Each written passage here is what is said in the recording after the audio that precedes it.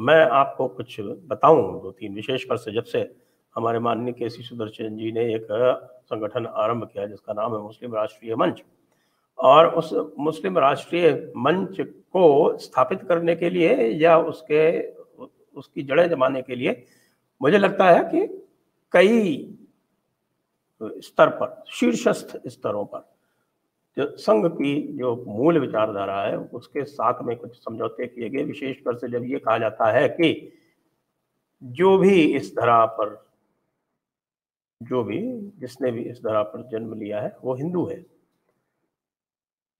यदि आप इसका तुलना करें, हम आ जाते हैं सावरकर की, वीर सावरकर की जो भावना थी, तो उनका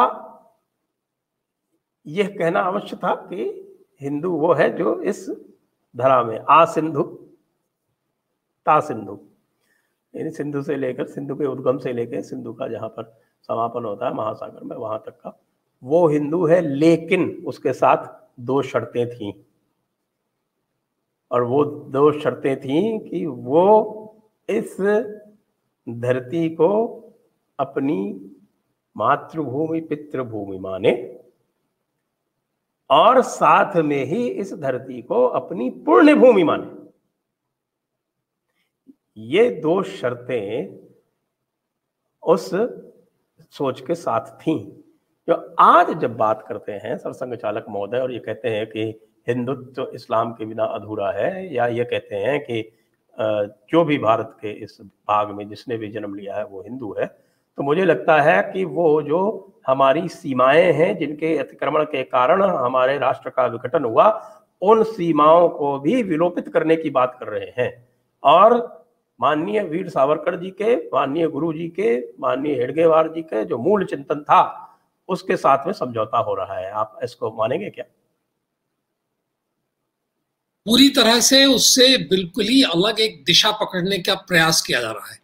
अब इस प्रयास के पीछे क्या कारण है ये तो पूज्य सरसंघ चालक जी ही जानेंगे, लेकिन इस प्रयास करने की आवश्यकता क्यों पड़ी ये मेरी समझ में नहीं आता है।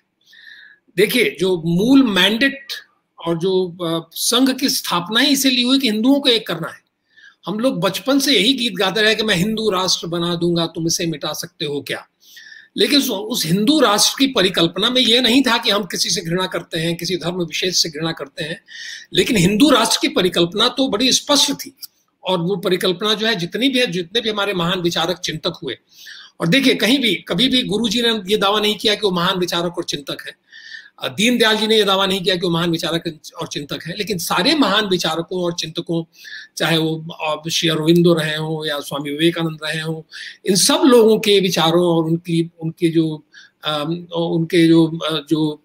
उन्होंने कहा, और हिंदू शब्द के बारे में, हिंदू संस्कृति के बारे में जो उन्होंने कहा, उसको उन्होंने लिया।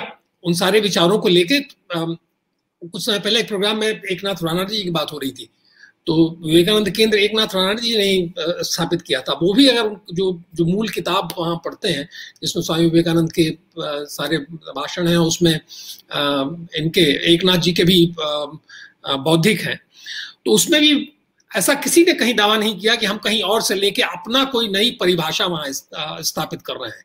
तो सारी परिभाषाएं हिंदुत्व की और हिंदू राष्ट्र की, ये सारी परिभाषाएं जो हमारे जो महान चिंतन हमारा जो हो चुका था भूतकाल में, उस चिंतन से लिया गया और फिर हमको बताया गया, और उसमें हमने उसके साथ उसको माना, स्वीकार किया। हम भी ऐसा सोचते थे, कार्यकर्ता भी ऐसे ही सोचते थे, और उनकी उस भावनाओं को मुखरित किया गया जो संघ का नेतृत्व है वो करता था, और इसीलिए एक बड़ा बढ़िया तारतम्य रहता था।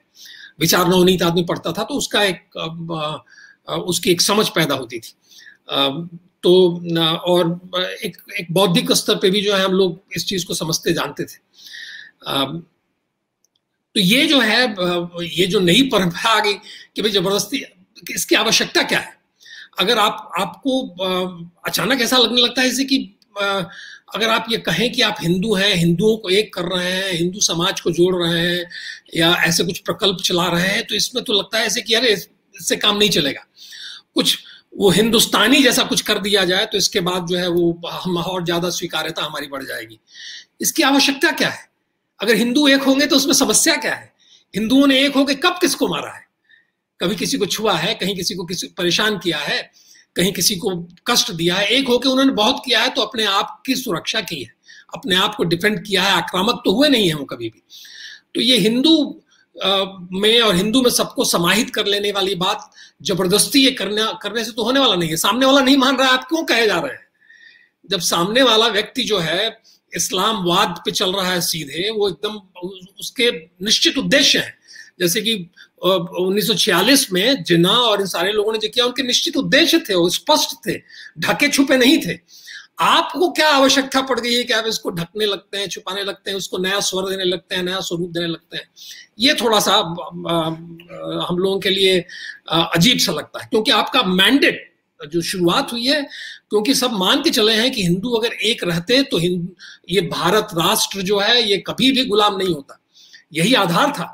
डॉक्टर हेडगेवार ने जो है बहुत लंबे चौड़े वक्तव्य नहीं दिए, एक ही ये मूल उनका था कि अगर हिंदू एकता रहेगी तो ये देश बचा रहेगा, हिंदू एकता रहेगी तो ये राष्ट्र जो है वो उसकी संस्कृति बची रहेगी, हमारा सम्मान बचा रहेगा, हमारी माँ बेटियों का सम्मान बचा रहेगा। अब ये चीज अगर आज इसको डिनाई कर दें कि हिंदू एकता आवश्यक नहीं है, वो बात अलग है, लेकिन यथार्थ यह है कि हिंदू एकता बहुत आवश्यक है। उसके बिना जो है मतलब कि न जाने कितनी समस्याएं उठ के खड़ी होने वाली हैं, चुनाव की दृष्टि से नहीं, हर दृष्टि से, हर क्षेत्र में वो समस्याएं आगे खड़ी होने वाली है।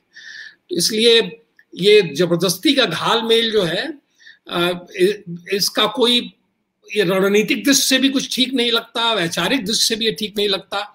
ये एक तरीके से जो सामने वाला है वो भी इसको बहुत ईमानदार करके तो मानेगा नहीं, उसको कहेगा ये तो बेईमानी ही कर रहे हैं, तो आप क्यों लगे हुए हैं मतलब अपना काम करिए।